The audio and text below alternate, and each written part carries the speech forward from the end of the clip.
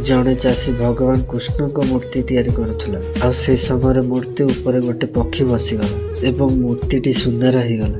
ଚାଷୀ ଦେଖି ଆଶ୍ଚର୍ଯ୍ୟ ହୋଇଯାଏ। ଆଉ ପକ୍ଷୀଟି କହିଲା, ମୁଁ ଯାହା ଉପରେ ବସେ ସେ ସୁନା ହେଇଯାଏ। କିନ୍ତୁ ଚାଷୀଟି ବିଶ୍ୱାସ କରିପାରିଲା ନାହିଁ। ତେଣୁ ପକ୍ଷୀଟି ଏକ ପଥର ଉପରେ ବସିଗଲା ଆଉ ସେ ପଥରଟା ବି ସୁନାର ହେଇଗଲା। ଆଉ ତାପରେ ଚାଷୀଟି ପକ୍ଷୀକୁ କହିଲା, ମୋ ଘର ଉପରେ ବସିଯାଅ। ଆଉ ପକ୍ଷୀଟି ଗୋଟେ ସର୍ତ୍ତ ରଖିଲା ଯେ ତାକୁ ଖାଦ୍ୟ ଆଉ ପାଣି ଦେଲେ ସେ ତା କଥା ରଖିବ। ଚାଷୀଟି ତାକୁ ଖାଦ୍ୟ ଏବଂ ପାଣି ଆଣିଦେଲା।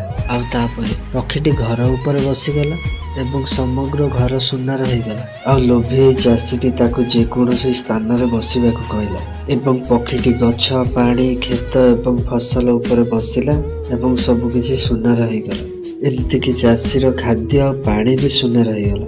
ଚାଷୀଟିକୁ ବହୁତ ଜୋର ଭୋକ କରୁଥିଲା କିନ୍ତୁ ଖାଇବା ପାଇଁ କିଛି ନଥିଲା। ଆଉ ଭୋକିଲା ଚାଷୀଟି କାନ୍ଦି କାନ୍ଦି ପକ୍ଷୀକୁ କହିଲା, ମତେ ମଧ୍ୟ ସୁନାର କରିଦିଅ, ମୁଁ ବଞ୍ଚିବାକୁ ଚାହୁଁନି।